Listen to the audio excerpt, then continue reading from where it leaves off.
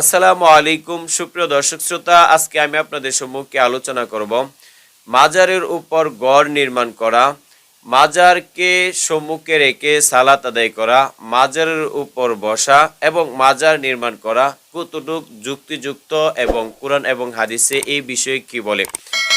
সহিহ মুসলিম হাদিস নাম্বার 2117।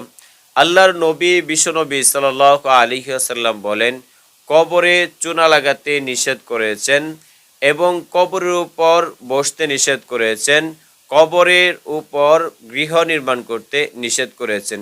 সুপ্রিয় দর্শক শ্রোতা, এই হাদিস দ্বারা আমাদের সুস্পষ্ট হয়ে গেল আল্লাহর নবী বিশ্বনবী সাল্লাল্লাহু আলাইহি ওয়াসাল্লাম কবরের উপর গৃহ নির্মাণ করতে নিষেধ করেছেন, চুনা লাগাতে নিষেধ করেছেন, কবরের উপর বসতে নিষেধ করেছেন।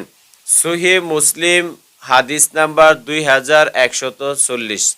আল্লাহ রাসূল সাল্লাল্লাহু আলাইহি ওয়াসাল্লাম বলেন, তোমরা কবরের উপর বসো না এবং তার সামনে রেখে সালাত আদায় করবে না। সুপ্রিয় দর্শক শ্রোতা, আমরা এই 2 নাম্বার হাদিস থেকে বুঝতে পারলাম আল্লাহর নবী বিশ্বনবী সাল্লাল্লাহু আলাইহি ওয়াসাল্লাম কবরের উপর বসতে নিষেধ করেছেন এবং কবরকে সম্মুখে রেখে নামাজ আদায় করতে নিষেধ করেছেন।